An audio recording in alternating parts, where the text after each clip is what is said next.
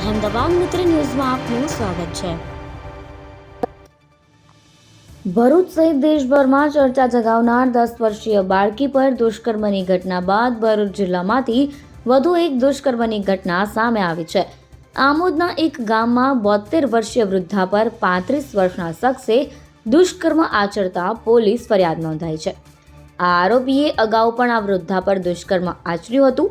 એ ઘટનામાં જામીન મળતા તે બહાર આવ્યો હતો અને ફરીથી વૃદ્ધા પર દુષ્કૃત્ય આચરી મારી નાખવાની ધમકી આપી હતી। આ ઘટના અંગે પ્રાપ્ત માહિતી અનુસાર ભરૂચ જિલ્લાના આમોદ તાલુકાના એક ગામમાં વાડીમાં ઝૂંપડી બાંધીને રહેતા 72 વર્ષીય વૃદ્ધાને આરોપી શૈલેષ રાઠોડ 15મી ડિસેમ્બરના રોજ સાંજે ખેતરમાં ઝૂંપડામાં પ્રવેશ કરી દુષ્કર્મ આચર્યું હતું। ત્યારબાદ 22 ડિસેમ્બરના રોજ પણ ફરીથી સાંજના 6 વાગ્યાના અરસામાં વૃદ્ધાને ઝૂંપડામાંથી બહાર ખેંચી લાવી ખેતરમાં આવેલા બાપુજીની સમાધિ પાસે લઈ જઈ દુષ્કર્મ આચરી આ વાત કોઈને કહેશે તો જાનથી મારી નાખવાની ધમકી આપી નાસી ગયો હતો। આ અંગે વૃદ્ધાએ આમોદ પોલીસ મથકે ફરિયાદ નોંધાવતા પોલીસે આરોપી સામે દુષ્કર્મ તેમજ ધાકધમકીનો ગુનો દાખલ કર્યો છે। દુષ્કર્મ આચરી ફરાર થયેલા આરોપીની પોલીસે ધરપકડ કરી લીધી છે।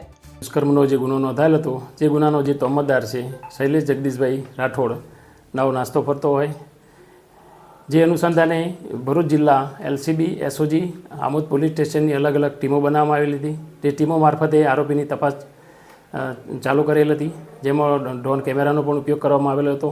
ગામના લોકોની પણ મદદ લેવામાં આવેલી હતી। આ દરમિયાન આ ગામનો જે તોમતદાર છે એને એલસીબી ટીમને માહિતી મળેલ કે કેરવાડા ગામની સીમમાં ફરે છે।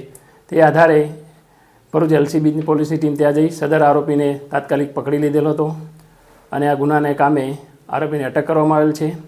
આમ ભરૂચ જિલ્લા એલસીબી ટીમ તથા ભરૂચ પોલીસ તરફથી આરોપીને ટૂંક સમયમાં જ આ ગુનાના કામે પકડીને એને ધરપકડ કરવામાં આવેલ છે।